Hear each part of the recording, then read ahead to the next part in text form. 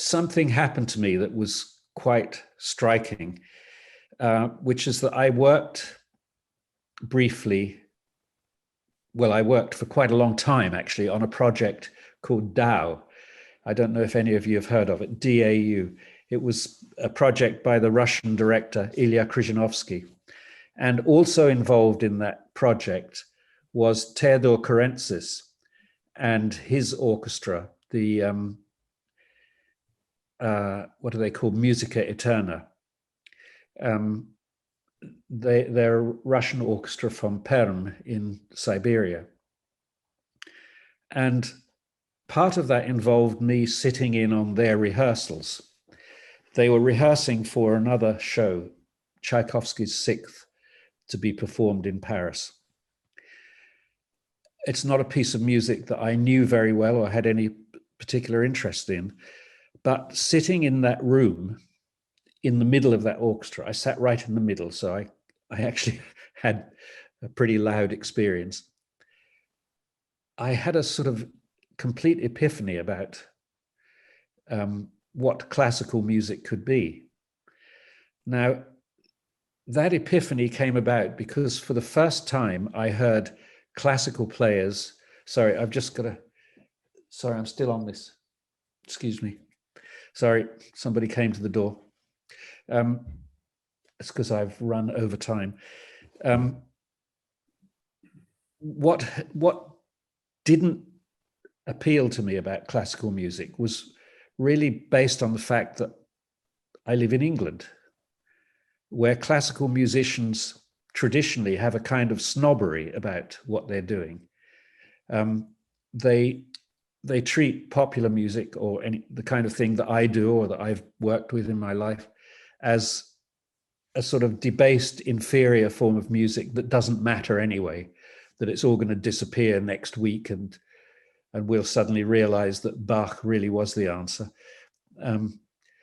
And I had some terrible early experiences with classical players. The worst one of all being when, early on in my career, I hired some players. It was a big thing for me because it cost a lot of money. And we had one session to do these pieces. There were 5 players. We had one session booked.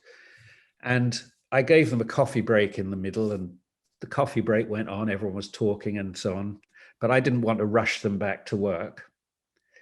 But when the clock hit 5 o'clock, which was 3 hours after we'd begun, they all stopped playing. And I said, "What are you doing?" And they said, "Well, we're in double time now." And I thought, you bastards, I gave you a really long coffee break, expecting that you would finish the work. And I thought, you're not at all interested in this music, are you? You don't really care about it at all. You don't care about it to the extent that you would just not bother to get it right and just stop playing. And then that left me with a very sour feeling about those kinds of players. Then I had a contrary experience. I went to Russia with John Cale in the 1980s to record a piece of his called Words for the Dying. And I had booked a full orchestra, 68 players, I think it was, and the studio for a week. And we had 8 hours per day booked. I got the whole lot as a lump, at a single price. And we were working in the studio of Melodia, which was the single Russian record company. And at the end of the first day, the time came up to 5 o'clock. And we hadn't really finished the piece we were working on. It really needed a bit more work, but I was terrified of going past 5 o'clock because I thought, double time with 68 musicians, Jesus, I'll be bankrupt. So I called the conductor on the intercom and said, I think we'll have to stop now. And he spoke to the orchestra, and I could hear all these people going. I thought, oh, fuck, have we gone past 5 o'clock and I owe them money? I broke the budget. And I said to the Mikhailov, the conductor, I said, what's the problem? They don't sound very happy. And he said, no, they're not happy at all. They don't think they've done this piece well enough. And I thought, they actually care. They care about it. And the whole orchestra, so I said to Mikhailov, but I can't afford to pay them overtime. We've got a budget and I can't break it.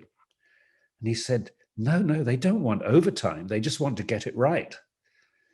And I suddenly thought, oh my God, well, so there is life in classical music. You know, there are players who care about what they're doing and who want to do it well. And so from that time, my opinion started changing. I realized this was a local English problem, not a global one. But anyway, I didn't answer your question properly, André, which is,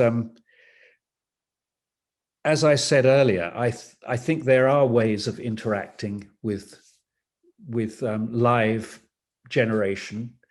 And in the 60s, of course, there was a lot of experimentation in this area with composers like Christian Wolff and Cornelius Cardew. They weren't using computers or laptops or anything like that.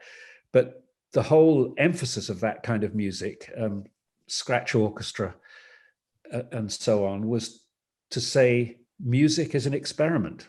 Let's try some experiments. You know, I remember a Christian Wolff piece where he said, collect some stones and bang them together. that was the score for the piece. And a lot of my younger years were spent doing pieces like that, which are sort of ways of saying music is a process. It's a process, not a product. And the more I hear that, the more sympathetic I am, the more excited I am.